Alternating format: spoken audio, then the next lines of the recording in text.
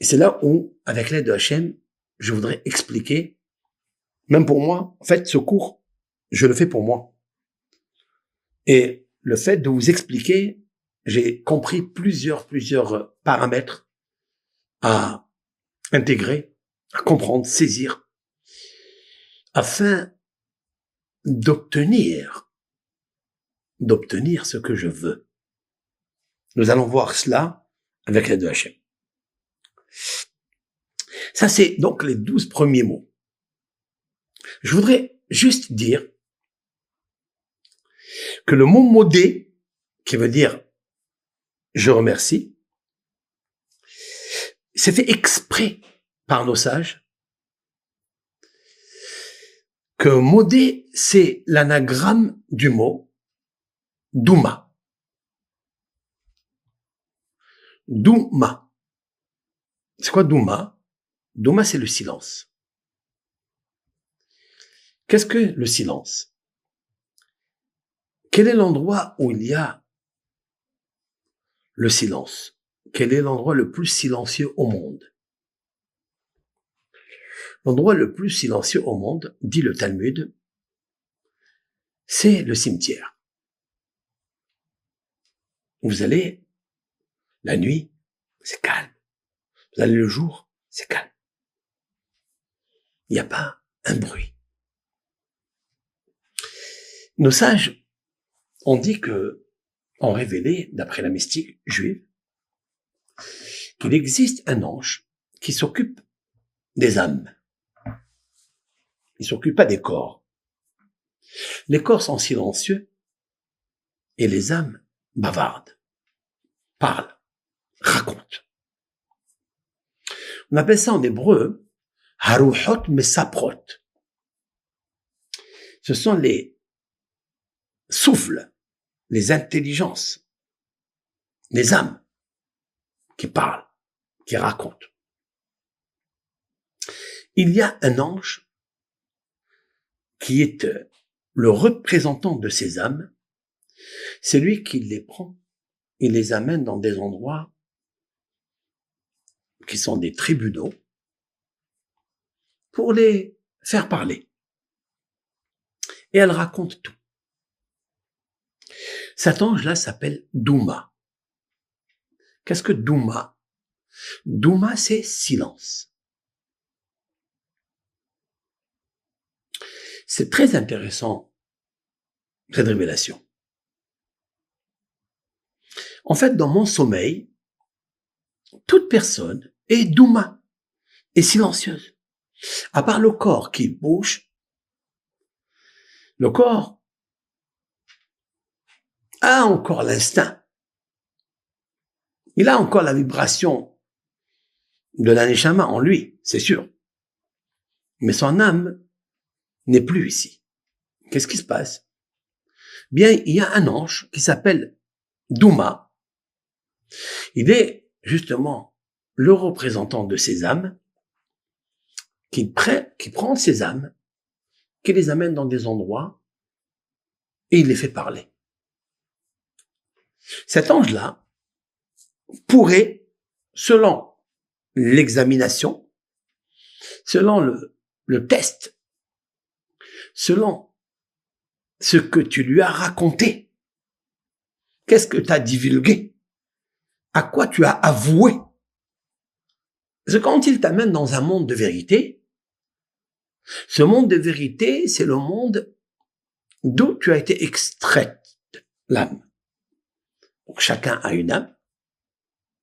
Elle est extraite d'un endroit, d'une source. Et l'ange Douma, il l'amène à son endroit initial. Il lui montre l'endroit, la place, le niveau, la lumière, d'où elle a été sécrétée, créée. Et donc, rentrer dans ce corps qui est en train de dormir, il lui dit, moi je t'ai envoyé brillante, je t'ai envoyé saine, je t'ai envoyé équilibrée, harmonieuse, je t'ai envoyé joyeuse. Pourquoi tu es fatigué? Pourquoi tu es stressé? Pourquoi tu es inquiète? Pourquoi? Il lui demande un tas de questions. Et elle, comme elle est dans un monde de pure vérité, dans le royaume de la sagesse, elle a honte. Et elle raconte, de facto, par la pure vérité, elle raconte ce que vraiment elle a fait dans la journée. Mais Douma, cet ange, a le secret professionnel de ne jamais raconter ce que cette âme a dit, qu'est-ce qu'elle a révélé, à une autre âme. Il est Douma. Douma, ça veut dire il est silencieux. Quand moi je me réveille le matin, et j'ai mon âme qui est revenue en moi, peut-être que j'ai fait n'importe quoi dans la journée précédente. Peut-être que le soir, un rêve. Ce fut la nuit. Peut-être que j'ai fait n'importe quoi. J'ai regardé quelque chose qui est pas beau, qui est pas bien, qui est interdit. Devant la Torah, devant Hachem, Melech, Malchei Amlachim, le roi des rois.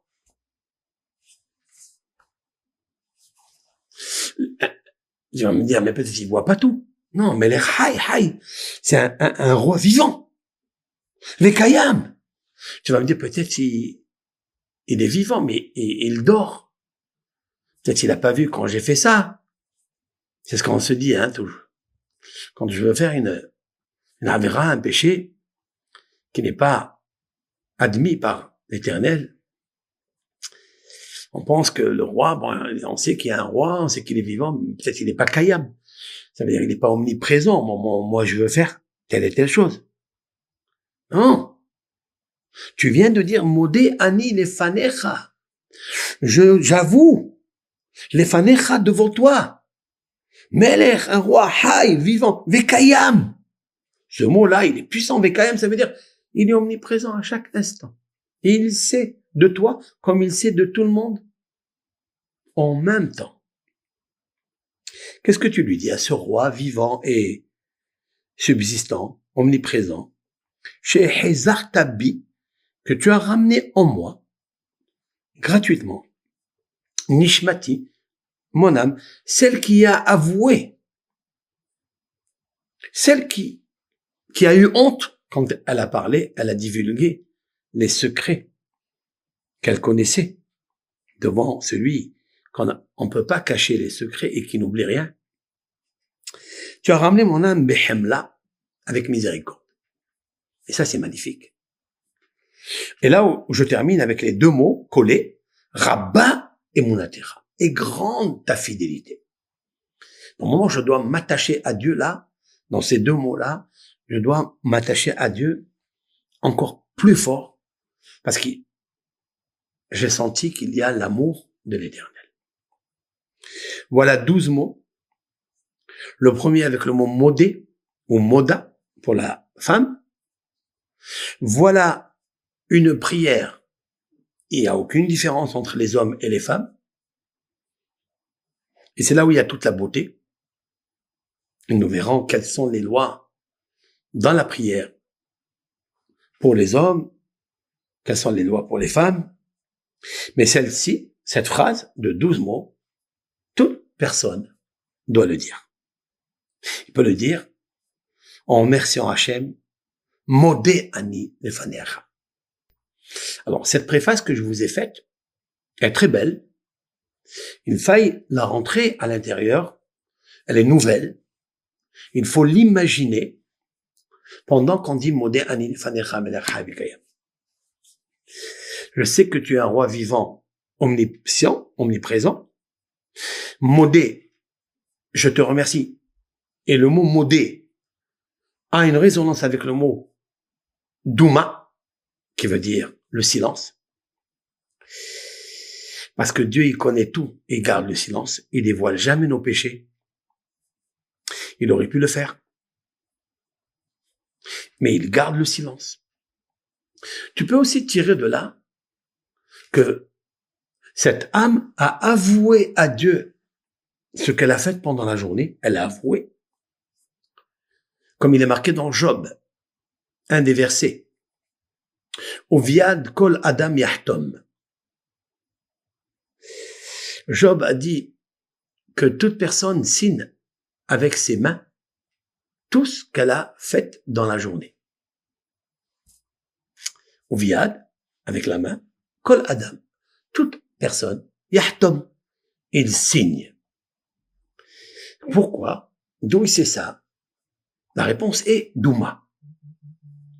Douma est justement la puissance de cette Neshama qui est énorme, qui est grandiose. Et cette âme-là, elle prend toutes les âmes, elle les fait monter dans un endroit qui s'appelle Hatsa Mavet. Je vais essayer de traduire. Ce n'est pas le cimetière des corps, mais il s'appelle Hatzar. Hatzar, c'est-à-dire la cour, Mavet de la mort. Qu'est-ce que ça veut dire? C'est là où se trouve Douma. Comme on dit que les corps sont dans leur silence, mais leurs âmes, elles rentrent dans un endroit pour se faire examiner. Et tous les soirs, et toute la semaine, tout le mois, toute l'année, durant toute sa vie. C'est pourquoi nos sages, kabbalistiquement, quand ils ont marqué le mot modé, qui contient 4 lettres, il a cette référence-là de remerciement. La deuxième, hoda'a, ça veut dire avouement. Et entre les deux, la dichotomie ou l'anagramme, c'est-à-dire les mêmes lettres, douma, domé, c'est-à-dire domé, je me tais. C'est pourquoi un des psaumes du roi David, il dit Lecha Doumiya Teila. À toi, l'Éternel, Doumiya, ça veut dire garder le silence. Devant toi, l'Éternel, quand je garde le silence, Teila. Teila, ça veut dire c'est la prière. C'est la plus grande éloge que je puisse faire à l'Éternel quand je garde le silence. Qu'est-ce que ça veut dire? Ça veut dire ne pense pas que tu es une personne méritante. Ne pense pas que tu es une personne pieuse.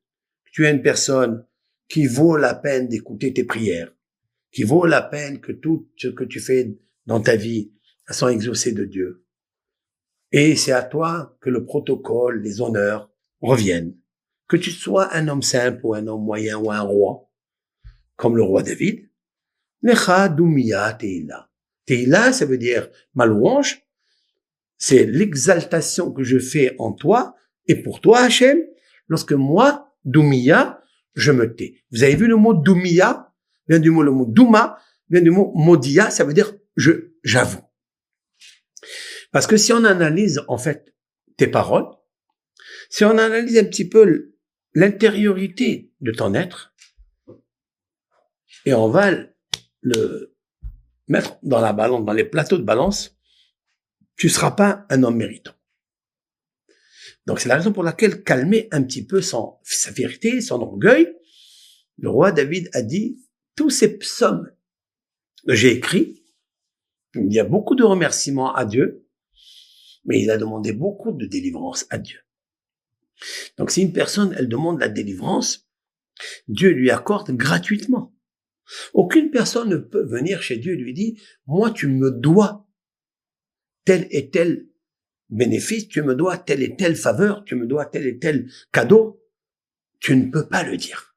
Parce que si j'examine qui tu es, je vais prendre ton âme, je la donne à Douma, à cet ange-là, il va l'analyser. Comment il va l'analyser? Il te fait rentrer dans la chambre d'interrogation et il te fait l'opération de chaque mot, de chaque pensée que tu as dite pendant la journée. Tu te verras pas méritant du tout. C'est la raison pour laquelle Modé Ani Lefanecha. Le matin, la première des mots, la première parole qu'on sort de notre bouche, Modé ou Moda, qui veut dire pour une femme, modé ani lefanecha, j'avoue ou je remercie. Parce que j'avoue que je n'ai rien à dire, je n'ai rien à me prendre pour, l'orgueil, gava, méritant, on me doit ça, on me doit tout. Non, tu es le roi Meler. Hay, ça veut dire vivant, et qui somnole pas. Iné loyanum velo ishan. Tu ne dors pas, tu somnoles pas. Mais kayam, c'est ça, omniscience, omniprésent. Ça veut dire tu es tout le temps. Bon. Donc, je ne peux que avouer. La première des pensées, la première des comportements à avoir, c'est moda. J'avoue. L'Éternel, béni soit-il, tout le travail d'une vie, d'une personne, il y a une seule chose qu'il supporte pas. Une. C'est marqué dans les psaumes, c'est marqué dans Isaïe, c'est marqué dans Jérémie, marqué dans Micha, marqué dans tous les prophètes, ils disent comme ça.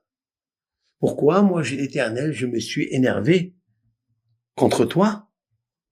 Al omrech lo hatati. Parce que tu n'as pas avoué ta faute. Tu as dit, j'ai pas fauté.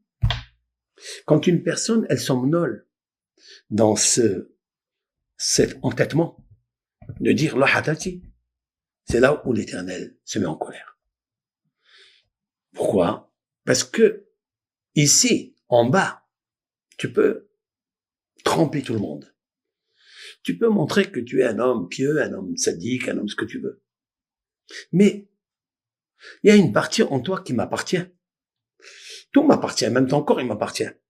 Parce que la matière grise, c'est moi qui l'ai donnée. Maintenant, il y a une matière qui est métaphysique. Celle-là, elle m'appartient. Tu l'avoues, non? Et elle me raconte tout. Quand elle monte le soir, elle vient me raconter tout ce qu'elle a fait. Dit le Midrash, à quoi ça ressemble? Ça ressemble à un roi qui a donné sa fille à un prince. Et tous les jours, le roi, il appelle le prince et lui a dit, pourquoi tu t'es comporté avec ma fille comme ça? Pourquoi tu lui as dit des mots comme ça? Pourquoi tu l'as vexé? Pourquoi tu l'honores pas? Pourquoi tu l'as rendu chiffon, serpillère? Mais le prince, il lui dit au roi, mais d'où tu sais? Mais d'où tu sais tout ça? Qui te met au courant? Tu as mis des capteurs, tu as mis des...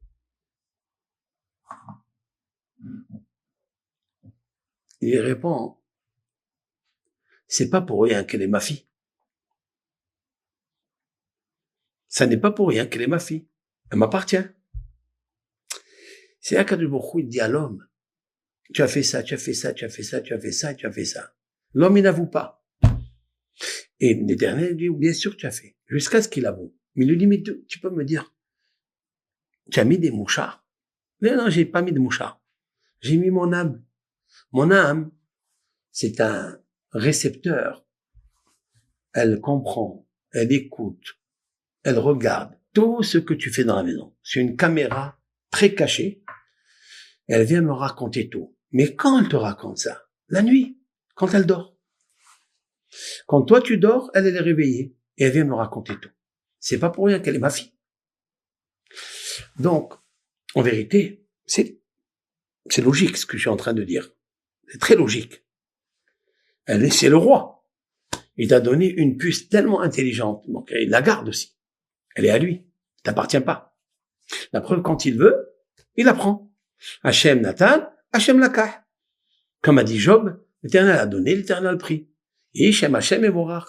Toujours le nom de Dieu est béni. Voilà 12 mots.